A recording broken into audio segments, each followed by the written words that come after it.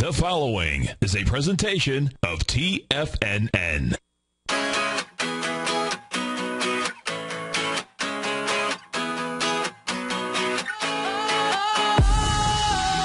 Sometimes I get a good feeling, yeah. I get a feeling that I never had before. No, I get a good feeling, yeah. Oh, sometimes I get a Namaste, everybody. It's Allie Ford and Tom O'Brien here with Mindful Living. Thanks so much for joining us today on this beautiful day. We're so happy to be with you. And we're going to be talking today about meditation, a practice which not so long ago may have been considered to be quite exotic or inaccessible, but which today more and more people are turning to for health and healing, and the benefits of which are being scientifically proven by scholars every day. So stay tuned for that. We're going to be joined by 3 leading experts who are going to discuss some of their research proving the benefits of meditation. And our last guest today you'll want to stay tuned for, because he's a local Tampa Bay resident who's been meditating for over 40 years. He's going to give us some tips for how to get started and when to meditate, for how long to meditate. So if you're curious about that, you'll want to stay tuned. But before we get into the meat of our show... You're going to get me healthy? Yeah, we're going to take a shot. You know, it's amazing, folks. So picture, I do 2 hours every day, so now we're going to do 3, of course, which is a beautiful thing. Yeah. And I lost my voice, the last 10 minutes of the program.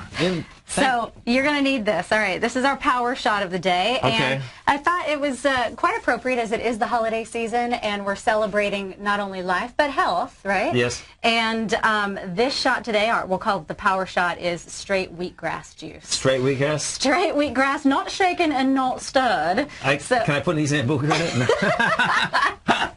can definitely. Let's talk about how to do this before we take it, though. Okay. So for those of you who aren't familiar with wheatgrass, some people call it liquid sunshine or liquid gold because of its health benefits.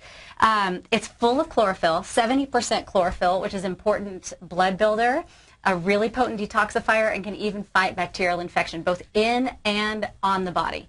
So it's a really, really healthy thing to do. Now, you want to ideally take about an ounce a day, okay, and on an empty belly, and not eat for half an hour afterwards. But so it gets into your cells. That's right, for better absorption. You can mix it with another juice if you can't stand the taste. But okay, this is actually kind of sweet. You can grow it and juice it at home, or you can get it at your local health food store, which of course I did. Our local health food store here is Nature's Food Patch, which is right down the street here in Clearwater, yes, Florida. So everybody here at TFNN has a shot of wheatgrass. Okay. Our producers, I can see, great are holding way to start. And as they say in Russia, to your health, or zdravia. Oh, that's pretty cool. Cheers. Okay.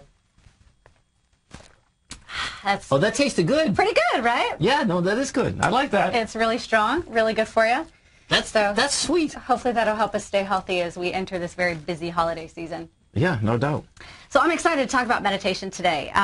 It's really interesting how a lot of my friends, close friends, have started a dedicated meditation practice. Yes. And in just that short a time, you can see a change. Right. Something about them changes. Their aura, the light inside, their eyes, the clarity in their eyes, their energy level.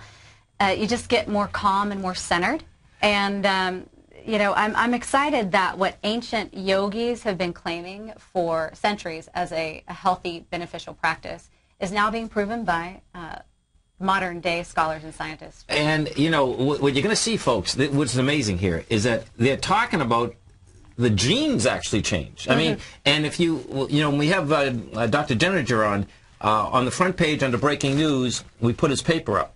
Yeah. And I was reading the paper, and it's absolutely amazing that they have short time practitioners and longer time. But in the longer time practitioners, the bottom line is that the genome actually changes. So it's going to be amazing. And so, okay, how does that work? Yeah, it is so interesting. I mean, in my mind, as a yoga practitioner, we talk all the time about the body-mind connection. Yes. And how the state of our mind can definitely affect the state of our physical health. And Dr. John Denninger, who'll be joining us here shortly, is, in my mind, it seems to be proving the link between the mind-body connection. Right. So talking about how, our thoughts can manifest as physiology. It's amazing to think that this has been around forever. There's no doubt about that, folks. And the key is going to be, I think, how many more people use it to get healthy versus, and both of these doctors that we actually have on, I believe feel the same way because I was looking at some of those YouTubes. Instead of a health deal that you're always masking deals, okay, this is going right to the level that, okay, you're staying healthy so you don't get stress-induced sicknesses. Right, right. And it's a practice that's available to all of us anytime. That's the other thing that's so interesting about it. It's free. It's free. That's right. And when you start reading about the health benefits being proved, as my husband says, man, it kind of sounds like an infomercial, you know? Yeah, no, listen, the first time I said science, I knew I liked it. But I'm saying to myself, okay, how does it really work? Yeah, yeah. Well, we're going to talk about that. So our first guest is Dr. David Creswell. He is director of the Health and Human Performance Laboratory at Carnegie Mellon University in Pittsburgh and a leading researcher in the field of meditation and mindfulness. Nice. So we're excited to have him today. Welcome to TFNN, Doctor. Hey, thanks for having me. Absolutely. Dr. Creswell, is it true that you became interested in meditation in high school? Yeah, I actually I took a psychology class, and at the same time I also took a class in Buddhism, and was just fascinated with the mind's capacity to influence our health, namely to learn how to meditate, pay attention on purpose in the moment, and how that could translate into these health benefits. And so I, as part of my my high school senior project in psychology, I decided to go and measure the heart rate and blood pressure of a meditator while they were meditating. Wow. That is so cool. I know. Yeah. We should all be so lucky to be exposed to this practice at such an early age. And then from the awesome article, by the way, congrats on the article in Mindful Magazine, the December issue. I encourage our listeners to pick up a copy of that magazine to read the article about you and the work you're doing. But from my understanding, that led you on sort of your own quest to study meditation. Is that right? Yeah, you know, I grew up in Nebraska.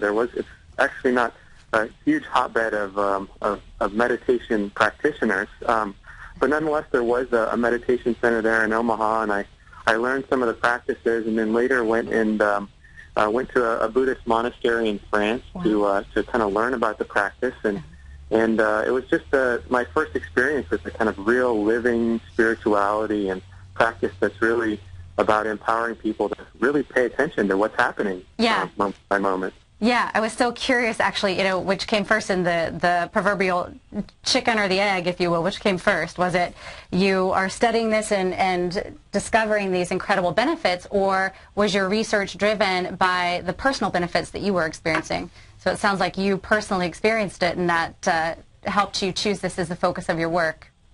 Yeah, they've been going hand in hand. I guess I did have a lot of personal experiences first that really motivated a lot of the research that we've been conducting. But a lot of it was about this real black box. How is it that just sitting there in meditation can translate into health benefits? It seems like a real puzzle. Yeah. It's so, and you yourself and your team have published upwards of 11 papers, and you have proven benefits of meditation for things like immunity boosting, reducing cravings, say for smokers, even decreasing loneliness in older adults. What has been the most exciting aspect of your work or finding so far for you personally? Well, I think we've really been able to make headway into this kind of perplexing problem of how is it that meditation could translate into health benefits? And we're finding through these investigations that meditation is changing the brain of people who practice, and that in turn is driving changes in how our body is responding to stress. And to the degree that people are experiencing stress in their life and stress is influencing their health, meditation seems to have really protective effects on health and well-being. There's, one of the studies mentioned in the article that I believe is not quite published yet. Forgive me if I'm wrong, but you are studying a group of chronically stressed individuals, unemployed adults, which, let's face it, that's a large group in today's economy, But it says that after only 3 days of a mindfulness-based stress reduction program, brain scans showed changes in their brains. Is that true after only 3 days?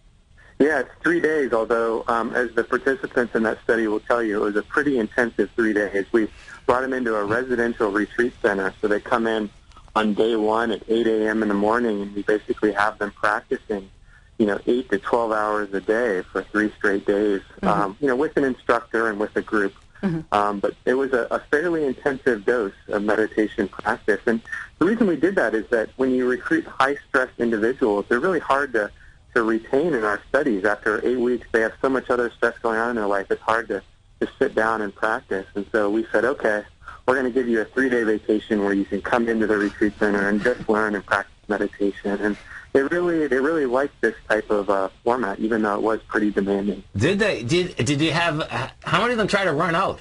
How did they what? How many of them trying to run out of the room? We had one participant that after the first day said, this is way too much, and elected to leave the study. But everyone else stuck it out, and it was tremendously challenging. I mean, you can imagine just sitting there and doing meditation for just a minute or two, you notice that your mind sort of wants to run off. And there's no doubt. I mean, being there all day is incredible. What the cool thing is that the type of stress that these folks had, that was it all different types of stress, meaning not having a job, just personal relationships? What type of stress was pushing on them? Yeah, that's the amazing thing about unemployment, is that it pushes all of your buttons. Okay. We found with this unemployed group, they were dealing with stress from a lot of areas of their life. Most prominently, it was that they didn't have a job, and we recruited. These were people that were job-seeking unemployed adults, so they were all looking for jobs and couldn't find them, and so they were suffering from stress related to not having money and an income source. Right. Stress facing the fact that they're really relying on their friends and family to support them during this time, and stress knowing that, hey, maybe people don't want me in the workforce. That kind of feeling of rejection or worry. That's intense. About not being able to find a job. And so all of these things really stacked up for folks, and they were tremendously stressed. And what was pretty amazing and transformative about the study was that, we provided a means for them to really examine their lives in a new way through meditation practice, and to come together with other individuals who are facing this similar stressor. I mean, it was just a really amazing experience to watch these folks come together, do this practice, and use meditation to really transform their relationship to how they were dealing with this kind of ongoing unemployment stress. When you first started, David, you started in high school, so, you have an amazing resume, and you're a researcher extraordinaire. Many times when I first started this, it's like, I've said this to Allie many times, it's like, hold it, do I have to be content? And it took me a while to figure out, hold it, I want to do things, you know what I mean? So talk to me about, at the beginning of it, and then how you got all your credentials done, basically. Yeah, well, it sometimes does feel that way, where there's a whole lot to do, but I think that the research really inspires me to kind of keep pushing and publish. But yes, I've balanced it with for many years it was trying to do one meditation retreat a year, and then to find a meditation group that I could sit with regularly that would sort of support and foster my practice. And so, having that as kind of a place to develop my own personal practice was really helpful. And then, finding a PhD program, graduate school program that would really support me in this type of work was really helpful. I had some wonderful mentors that really, helped sustain the research and help develop these questions so that, I could be successful. And, now the tables have turned. I now have my own students that, I get to support and sustain in developing these questions. And, I sort of caught a little bit of the beginning of this program, and, I heard you start with a question of, how is it that meditation is, having all of these beneficial effects? And, we're really starting to make steps in this direction, and really saying that, stress seems to be a major player in undermining our well-being and health. And meditation seems to be a very powerful, counter means for helping us manage stress and sort of reversing these stress-related effects on well-being and health. So I really see it as kind of a stress protective practice. Yes. And the other flip side of that is that meditation isn't going to cure cancer or solve all of your problems, but it is going to help you manage those problems more effectively. And I think that's important. Definitely.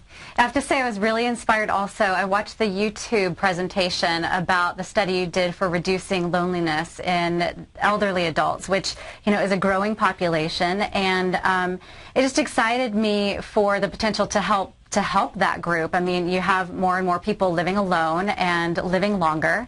So I want to thank you for that. I'm going to give my grandma a call. Oh, it's huge. Yeah, work with her when I head home for Christmas. That's a huge problem, and it's going to be. There's no doubt about it. Yeah. So, folks, you can find out more about Dr. Creswell on our website, tfnn.com, or go to alleyford.com, and stay tuned. We're going to take a quick break, and we'll be back with Dr. John Denninger of Harvard. Thanks so much, Doctor. Have a great one. Have a safe one.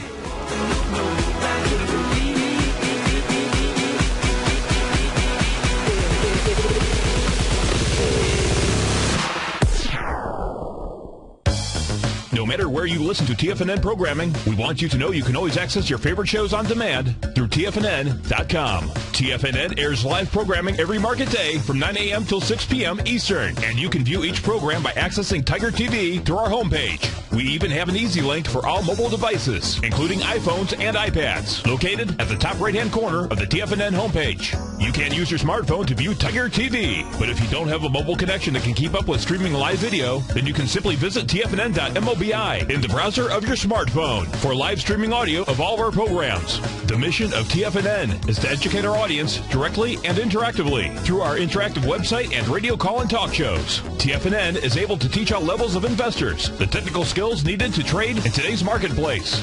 In order to get the best information possible, TFNN has assembled the most respected financial minds in the country to provide the most current news and comprehensive advice available. TFNN.com. Educating investors. Yesterday's gone. Tomorrow's not here. What are you doing right now? Expanding your mind with Allie Ford and Tom O'Brien.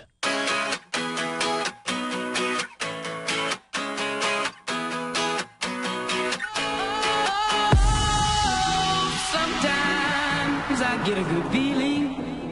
Yeah. Welcome back, folks. Allie Ford, Tom O'Brien. We appreciate you being out here with us. We're going to be, not only we've been getting healthy, we're going to get healthier. That's right. Our next guest is Dr. John Denninger.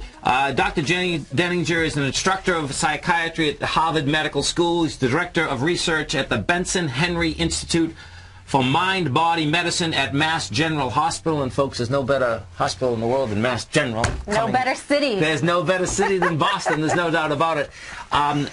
Doctor, welcome to TFNN. We really appreciate you having you. It's so great to be here. And folks, he has just done a paper, and we have the paper, the genome paper, under breaking news right at TFNN. I saw this article come across Bloomberg, and of course the article, Harvard yoga scientists find proof of meditation benefit. So talk to us about exactly what you found and why you think it happens. Sure. This is really a truly groundbreaking study, and I'll just give the punchline right away, which is that, and I think you were saying this earlier on in the program, that we've essentially been able to show or provide initial evidence for the fact that there are changes in how genes are regulated, yes, how genes are turned on and off on the basis of doing mind-body practices like yoga and meditation and Tai Chi and the like, which is pretty spectacular. So let me just tell you a little bit about how we went about doing this. We took two groups of people. One group was a group of experienced practitioners, people who have been practicing yoga, meditation, different styles of both of those things for a number of years. I think it averaged about 9 years. We drew blood from them. We brought them in the lab, had them meditate, and drew blood from them once. Over one session.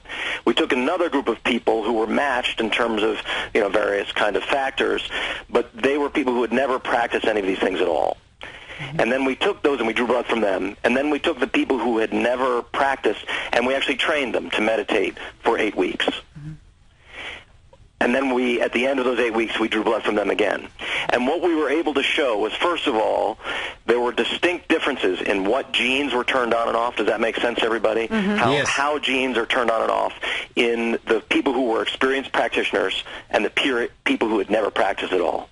So pretty spectacular. We could see in how genes were turned on and off differences between those two groups, mirroring the kinds of things that we know, that we see. People who are long-term yoga practitioners, people who are long-term meditators, they are different in many ways from the people who've never practiced. Down to the biology. Yeah. That's amazing. That's right.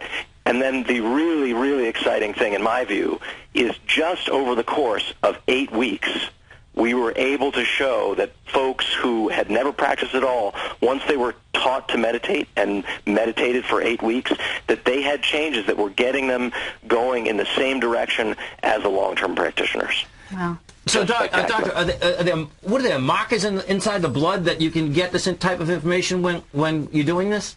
Yeah, I don't want to get too technical. No, we don't have to. I'm just kidding. But, no, because it's amazing. You say inside of the blood. No, that's cool. I get it. Okay. Yeah, no, but I can explain sort of briefly. You know, so we know blood has white blood cells and red blood cells, right? Mm-hmm. So white blood cells are immune cells. They are the things that battle disease and do all different kinds of things like that. Sure.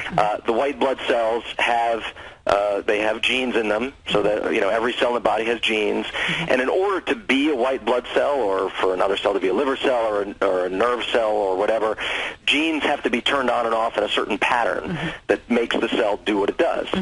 So what we were looking at is we were looking at white blood cells. We were taking white blood cells by drawing blood, separating them out, and looking at what genes were expressed or turned on, turned into what we call messenger RNA in those cells. That's a good, gives you a good picture of what's happening inside the cell at any given moment. And that can change minute to minute. And we were actually in this paper that we published in PLOS One earlier this year, we were able to show that even over the course of a single meditation session, there were changes in how genes were turned on and off. That's so cool. I have a question for you. In reading all these studies that are out today, you read, the group was subjected to 30 minutes a day or 20 minutes a day, and you just mentioned that you saw benefits after, for the short-term meditators as opposed to or compared to as the long-term meditators.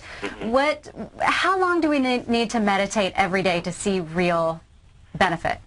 I mean, that's a very, very good question, and frankly has not been studied enough. I mean, what tends to happen is that groups like ours, we have sort of a number that was picked long before I arrived on the scene, and what we have tended to recommend to people, I think mostly because it seems to be something that's very doable, is 20 minutes a day. Okay. And that's most of our studies have asked people to do that. Other groups certainly have used procedures that have more, like 45 minutes, for example. I don't think we know the answer, but we know, I mean, at least we can say that the changes that we saw in people who practiced, on average, 20 minutes a day. And was that 20 consecutive minutes or 10 minutes here, 10 minutes there? They were typically, this is a study, and so things are very controlled, and they listen to a guided meditation CD for 20 minutes a day. Those were the folks who were novices who were then trained. Okay. Yeah, I mean, and in that same Bloomberg article that was talking about your 5-year study, there was another scientist mentioned who noticed benefit after 12 minutes a day. It had to do with, forgive me if I'm pronouncing the word wrong, but telomere? Is that? Telomeres, yes. Telomeres, which is the anti-aging element in our body. Can you talk a little bit about that? Yeah, absolutely. So telomeres are the ends of chromosomes, and they shorten every time a cell divides, and so they are related to how long a certain cell can survive. Now, of course, we should keep in mind that we tend to hear these things, sort of longer telomeres are better, and that's true in a sense,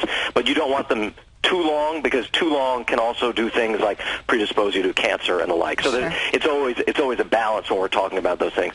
But we showed as well in our data that the telomere cascade, all of the genes that are involved in maintenance of telomeres, were affected by meditation and yoga. Okay, yeah, listen, I tell you, when we talked to our next guest, Ken Rosen, who I met at a party, and just in a few minutes of speaking with him, when he told me he had been meditating for 40 years, I was shocked at how young and just radiant he looked. And so when I read that study that said it's, potentially anti-aging, I mean, I'm on board. I think it's totally true. I mean, I am amazed at how good many of our long-term clinicians here at the Benson Henry Institute, how good they look. Yeah. It's like there's clearly something to this. Yeah. I mean, let's face it, human beings have been doing this for thousands of years, and there's a reason. Yeah. In that same article, or forgive me if I read it on your website, but the Benson Henry Institute estimates that 60 to 90% of doctors' visits in the U.S. are because of stress, right? Yeah, and absolutely. Your studies are showing how meditation is reducing stress, which could really mean a brand new future for the future of the medical world. I mean, what is your hope that for the findings in your research? Is that Western medicine will bring more integrative and holistic therapies into practices? That's exactly what we hope. I mean, that's our big dream. Is that I'm a psychiatrist. Herb Benson, the founder of the institute, is a cardiologist. Darshan Mehta, our medical director, he's an internal medicine doc. We believe in things like medications. We believe in doing surgeries when it's appropriate. But we feel that medicine it's starting to get better, but it has not paid enough attention to these kinds of techniques that people can really use to empower themselves to get themselves better. And so what we're trying to do is provide the kind of evidence that the medical community demands before they say, oh, this is a practice that's worth doing. Whether we're talking about exercise or vitamins or meditation and yoga, when I talk to my fellow doctors, they want to know what's the evidence that this works and how do we know that it works. And that's what we're trying to provide. When you got the information on the study, doctor, what did this do to your own head, and what did it do to your colleagues when you were explaining it to them? Well, I have to say that since we and other folks in the field, like David Creswell, who was on earlier, have been publishing this kind of data, and as more of the neuroimaging data comes out that shows what's actually happening in the brain when you're meditating or when you're doing yoga, as these things become better known to the medical community, I think more and more people are getting behind it. And it really, there will always be skeptics, but it's pretty hard to be a skeptic in the face of this kind of data. I agree. I mean, I think, there always are going to be skeptics or naysayers, if you will, but when you see the results of your studies, I think it will inspire a lot of people who've never tried it to give it a try. And I do hope it inspires, Western practitioners to maybe incorporate some of the holistic integrative therapies into their practices. I know here that I actually teach yoga at the Florida Cancer Center here. Oh, that's great. Yeah, and they are providing all kinds of services like mind-body therapy, meditation, yoga, some acupuncture and the like. So I'm excited too about everything that you're finding. So now I'll say you've certainly given us enough to focus on in the present moment, which is of course what meditation's all about. Yes. But what can we look for from you in the future? Well, there are actually a couple of studies that we are working on now that are very exciting, I think. One is a study that's funded by NIH, by the National Center for Complementary and Alternative Medicine. They're the division of NIH that funds this kind of research that is actually looking at 3 different fairly controlled interventions, a meditation intervention, so sort of a mind-body intervention, a yoga intervention, a body-mind intervention, and a stress education intervention. And looking at those and seeing how they compare in terms of how we're looking at all kinds of things. We're looking at the brain, we're looking at neuroimaging, we're looking at the genes, how genes are turned on and off, we're looking at a number of biochemical parameters. This study's it's been going for a couple of years. It's going to be a couple of years more before we're finished, and probably a year after that until the results are known. But this is going to provide an amazing foundation for telling us what's common between these kinds of techniques and what's different about them, which will be amazing to see, I think. Yeah. The other study, which we have just started, that I think is really groundbreaking, is one in multiple myeloma. So multiple myeloma is a cancer of plasma cells. It's a very difficult disease to have, and it's treatable, much more treatable now than it used to be, but it's still difficult to treat. And the interesting thing about multiple myeloma is that there are two states that are precancerous states, so people who don't have the disease yet, called MGUS and smoldering multiple myeloma. And these things are often found on routine blood tests just by chance. And people who have these states, they know that they have this potential to develop multiple myeloma, to develop this cancer in the future, but they don't have it yet. And for most of those folks, there's nothing to be done yet. They just go in every so often to their doctors and they have a blood test and they're told whether or not they're still okay or whether they need to start some kind of treatment. And so, as you can imagine, these folks are often suffering. They're often very worried about what's going to happen to them. And so we're doing a study where we're providing them with the Relaxation Response Resiliency Program, which is our group program which teaches people how to meditate and all sorts of other good stuff. And we are going to see how they do just in terms of feeling better and feeling less stressed, but we're also going to look at their genes. And the really amazing thing is we may be able to get some early inkling that some of the changes, the positive changes brought about by meditation, may actually counter some of the changes that would bring someone closer to multiple myeloma. Fascinating. Doctor, thank you so much. It was absolutely fabulous. We look forward to having you on again. Yeah, such Thank a you pleasure. so much. Thank you. Take care, everybody. Have a great one. Have a safe one.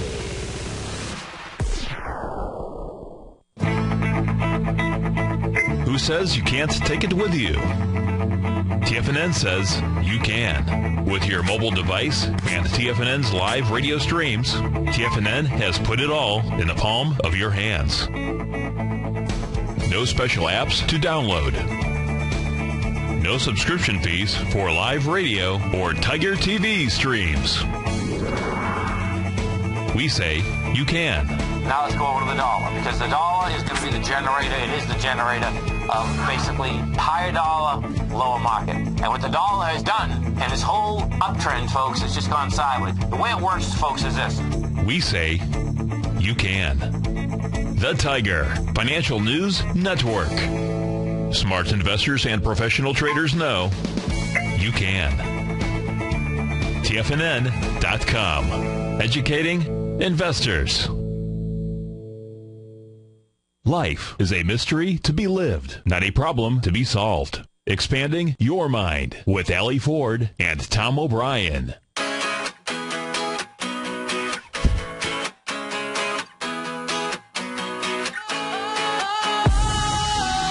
Sometimes I get a good feeling, yeah. Welcome back, folks. Allie Ford, Tom O'Brien. Appreciate you being out here with us, growling and prowling with us as we get healthy. And we talk today. We're talking meditation. You know what's amazing is that, and Dr. Denninger, folks, has a couple YouTube clips out there, and you know, Google them, okay? Because one of the main reasons what a great way to go to work. Yeah. I mean, the guy, you know, basically is excited big time. That's why I was asking him. You can see it. You can see it right in him. You can feel it, too. Yeah, and Dr. Creswell as well, our first guest, has some great papers to read. As I say, pick up a copy of December issue of Mindful magazine, because there's tremendous health and wellness information in that magazine in general, but an awesome article on him and his work. And you can see how excited he is. I mean, they've made helping people get healthier, and they're both doctors. I mean, Western doctors, they're really promoting and standing behind these holistic practices. So there's something to it, you know? Okay, so what you're going to have, now this is where it really turns into one of these deals. It's like, okay, the medical business is a huge business. Yeah. The medical business basically is an after the fact of getting sick. Yeah. So the battle's going to be on, meaning, you know, getting people healthier from the beginning is a capitalist battle. Well, but I think the two can certainly be a happy marriage. You know, they really can work hand in hand, just as Dr. Denninger said. I agree. I know what you're saying. I think it's going to go that way. I'm not saying that, but you know, the medical establishment itself, the amount of billing, you know, this is where it gets, you know, like, we'll see where it No, my firm belief is that, yes, this is the way to do it, folks. It's free. Yeah. It's healthy. Yeah. It's, it's preventative. It's preventative. In a huge way, Yeah. not in a small way. And it is true. Once you make it to the doctor, you're usually more treating symptoms than necessarily the true problem. At least that's the perspective of yoga and meditation, is to look into holistic health and where is the stress arising that's initiating the body to go haywire, just as Dr. Denninger said. It seems like, and a lot of Dr. Creswell's work is showing that many diseases are stress-induced. As we said, 60 to 90% of doctors' visits in the U.S. And stress-induced conditions can include everything from hypertension and infertility to depression and even the aging process. And talk about companies. A lot of companies are investing now in these programs for their employees because the World Health Organization estimates stress costs U.S. companies at least $300 billion a year. Right. In absenteeism, so that's people not making it to work because they're unhealthy or unwell mentally or physically, even turnover and low productivity. So everybody benefits from this. What's so cool about what they're both doing, and that's what the business needs, is the proof that, okay, this works. Yeah. And that's what it's about. I agree. Well, we've got our next guest who can certainly talk about the proof that this works, and his name is Ken Rosen. Ken is he is a marriage and family therapist and mental health counselor right here in Largo, Florida. Ken's been practicing Zen meditation in the tradition of Roshi Philip Kapleau and Yasutani Roshi for over 40 years. And Ken also founded the Clearwater Zen Center back in the 80s. So, Ken, welcome to the show. Hi. How you doing? Thank you for having me. Absolutely. So nice to have you. So again, I'll just tell that the story, Ken, of when I had the pleasure of meeting you at a mutual friend's party. And, as a yoga and meditation practitioner myself, I don't know if we're speaking an unspoken language with co-practitioners. And on our last show, we had a guest who said that, he's been practicing yoga now for a while, and he seems to always gravitate toward the yogis or the people who practice these practices at a party, and before you know it, you're all talking about it. But I feel like that's exactly what happened with me when I saw you from across the porch there. Something drew me to you, and within the first few minutes of talking with you and hearing you say that you have been a meditation practitioner for 40 years, man, I said, I'll have what he's having. Well, that's very kind of you. She told me you look like you're 25. Your inner light shines, your eyes sparkle. And I feel like that's a change you see when people are taking these practices and taking care of themselves. Mm-hmm. I'd love to hear your opinion. How do you feel your life has changed, having had now 40 years of meditation practice? Well, that's a long and complicated question in some ways because, of course, I've been practicing for that long. Right.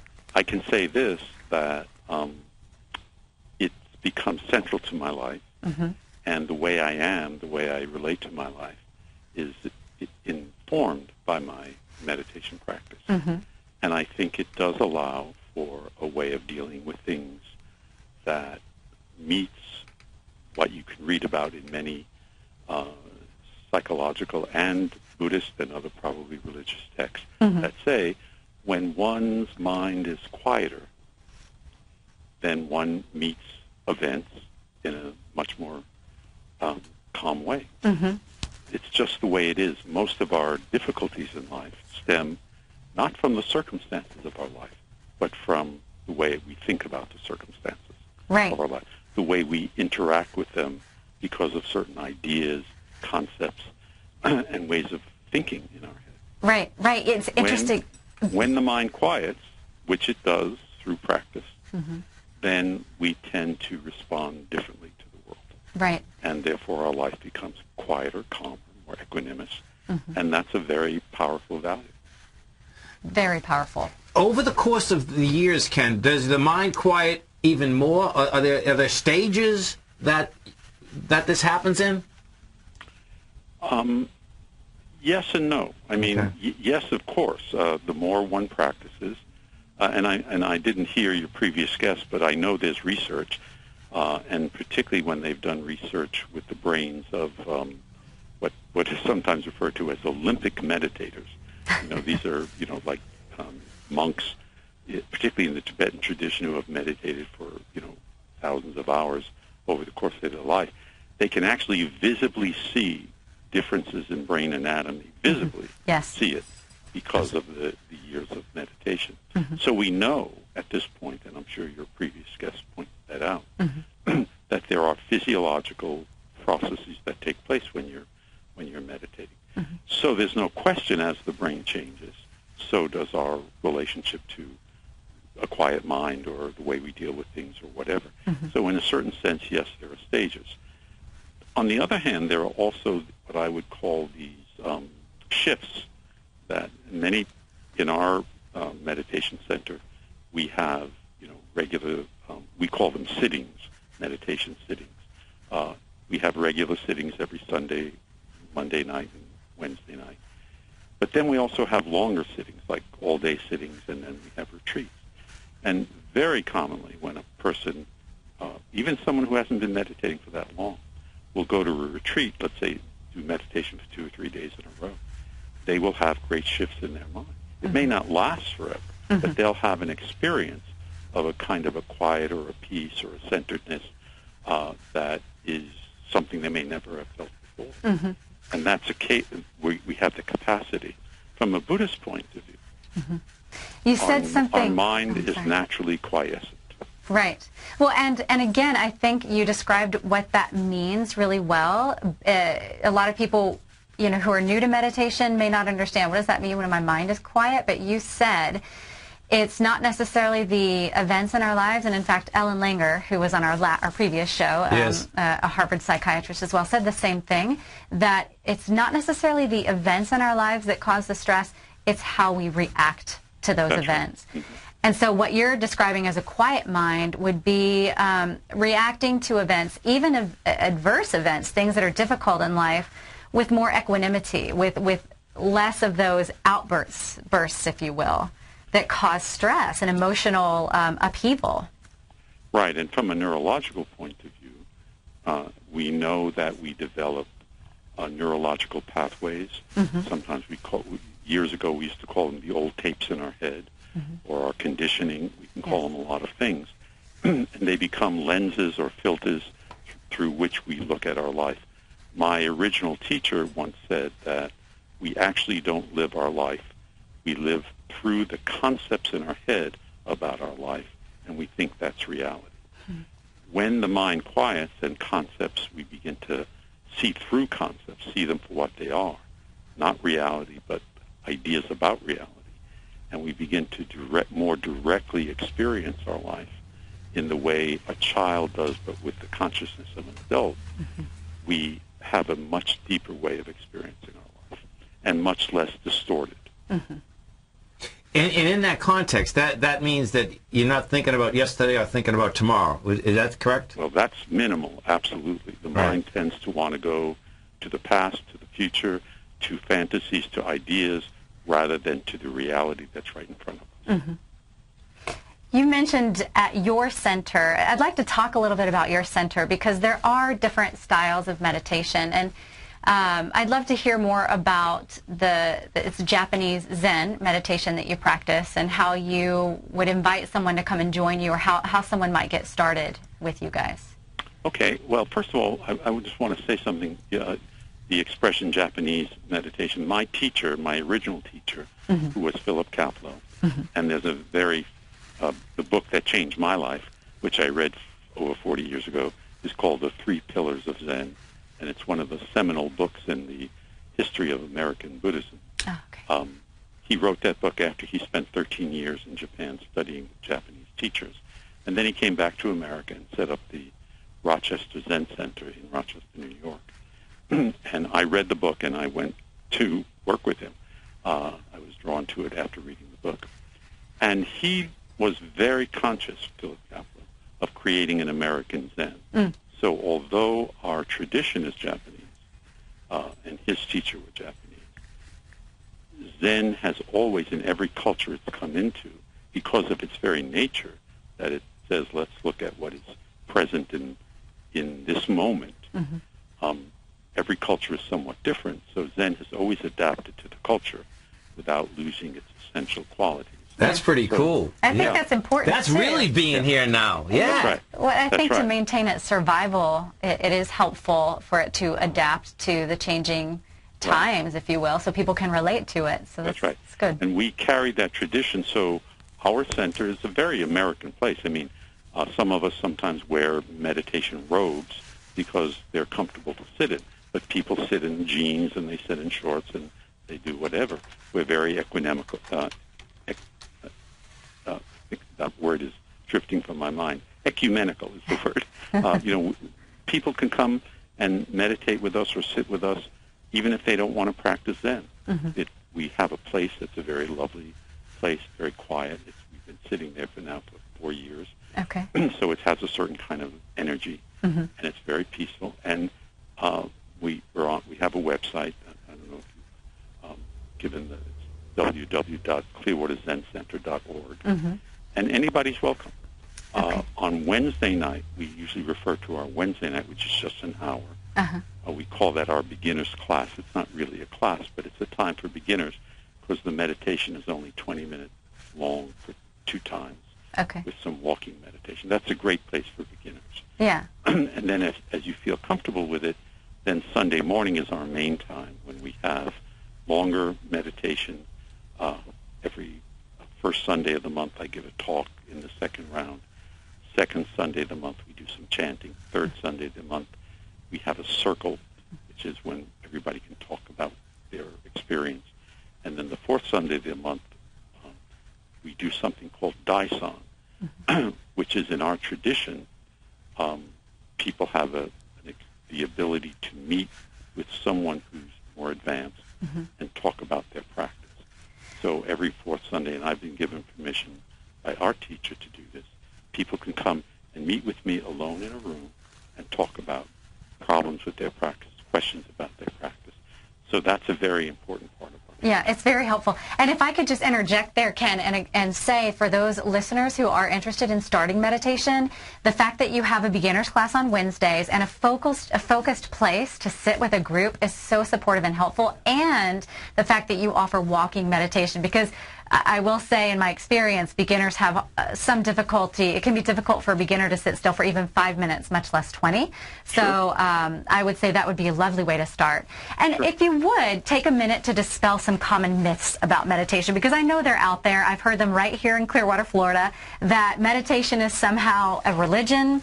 It is leaving your body and floating around space.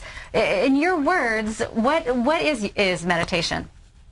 Well, meditation is nothing more than being present with our full body and mind in this moment, whatever this moment is. If I'm washing the dishes, I'm fully present with washing the dishes. There's a famous statement in Zen that says, when eating, just eat. When sleeping, just sleep. Right. The just means with your mind present with what you're doing.